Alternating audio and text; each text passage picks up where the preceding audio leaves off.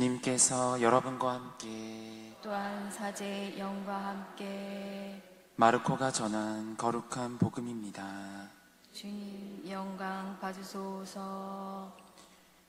그때 예수님과 제자들이 갈릴레아를 가로질러 갔는데 예수님께서는 누구에게도 알려지는 것을 원하지 않으셨다. 그분께서 사람의 아들은 사람들의 손에 넘겨져 그들 손에 죽을 것이다. 그러나 그는 죽임을 당하였다가 사흘 만에 다시 살아날 것이다 하시면서 제자들을 가르치고 계셨기 때문이다.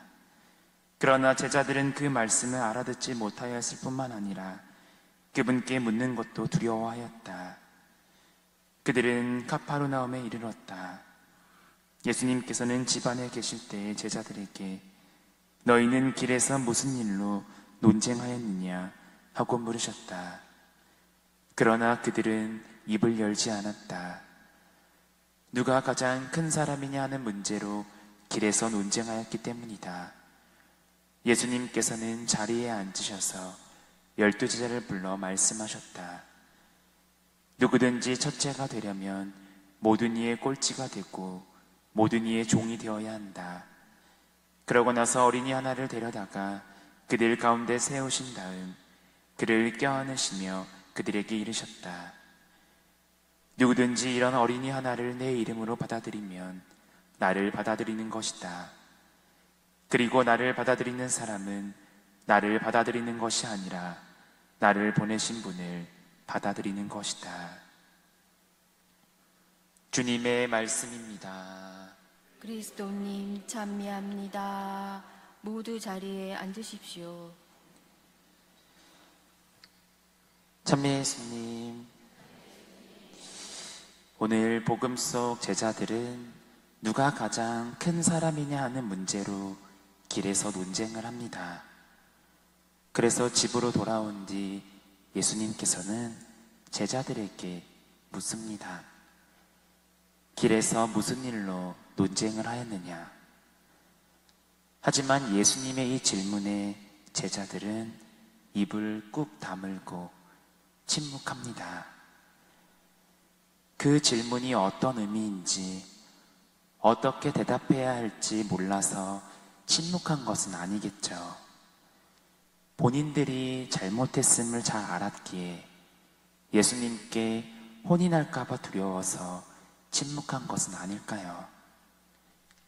예수님께서는 제자들이 두려움에 빠져 혼비백산할까봐 걱정하셔서 앞으로 당신이 겪으셔야 할 순환과 죽음에 대해 알려주시는데 그 말씀을 듣는 둥 마는 둥 하고 제대로 이해하지 못했으면서 잘 알아듣기 위해 질문도 하지 않고 그저 자기들끼리 누가 제일 높은 자리에 오를지의 문제로 다툼이나 하고 있었으니 예수님께서 그 사실을 아시면 크게 혼날 것이라고 걱정했던 것이 아닐까 하는 생각이 듭니다.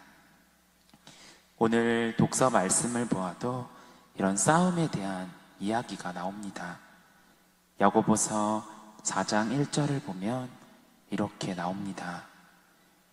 여러분의 싸움은 어디에서 오며 여러분의 다툼은 어디에서 옵니까? 우리 역시 자주 다툽니다.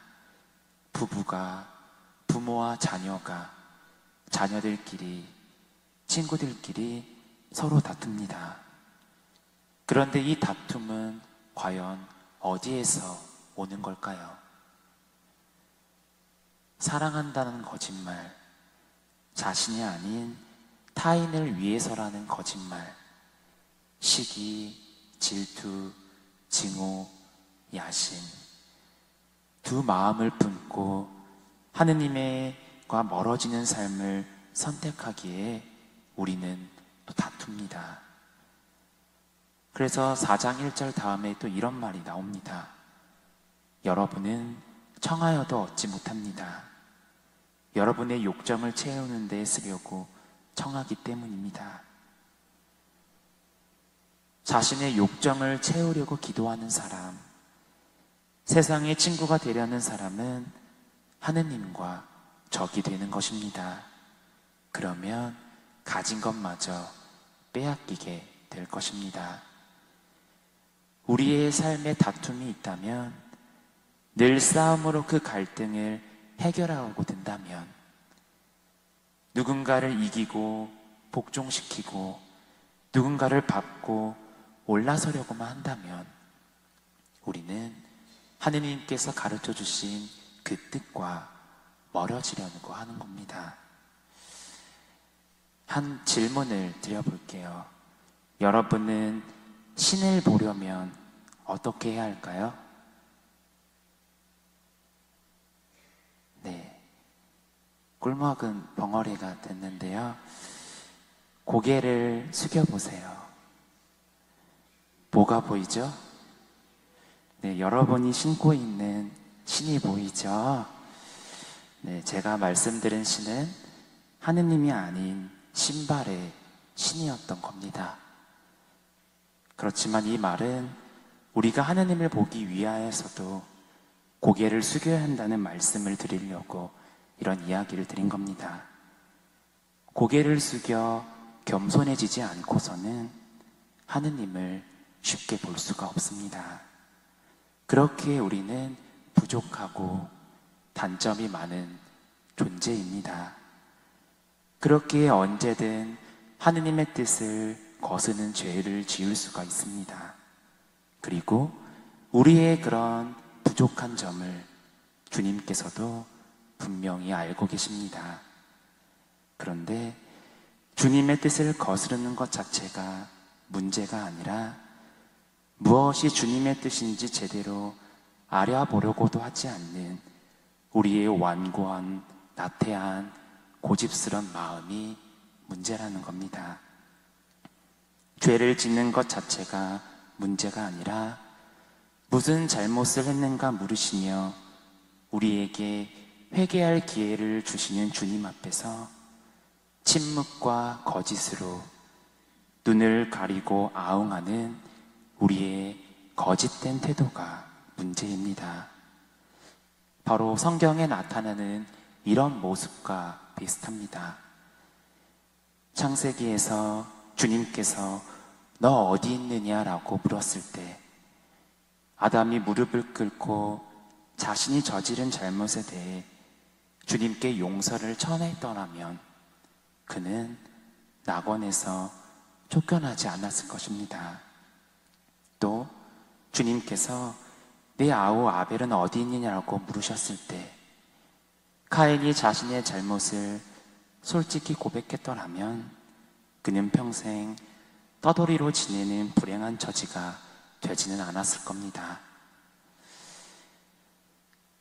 우리 주일학교 어린 친구들을 보거나 이 유치부 애들을 보았을 때요, 자신이 잘못했음을 분명하게 알았을 때 그 아이들은 침묵으로 고집을 피우거나 거짓으로 상황을 모면하라고 하지 않습니다. 눈물을 흘리며 잘못했습니다 라고 솔직히 인정하고 용서해 주세요 라고 먼저 사과할 줄 압니다. 그런 점에서 어린이를 주님의 이름으로 받아들인다는 것은 주님 앞에서 어린이처럼 순수하고 솔직한 모습으로 잘못을 고백하고 뉘우친다는 뜻이 아닐까요? 그런 순수하고 참된 회개가 우리를 하느님 나라에서 첫째로 만들어 주실 것입니다. 그러니 우리가 이 여정을 걸어가면서 어떠한 마음으로, 어떠한 시선으로 바라봐야 할지 고민해보고 생각해보며 주님의 뜻을 따르는데 묵묵히 걸어가는 여러분이 되셨으면 좋겠습니다. 아멘.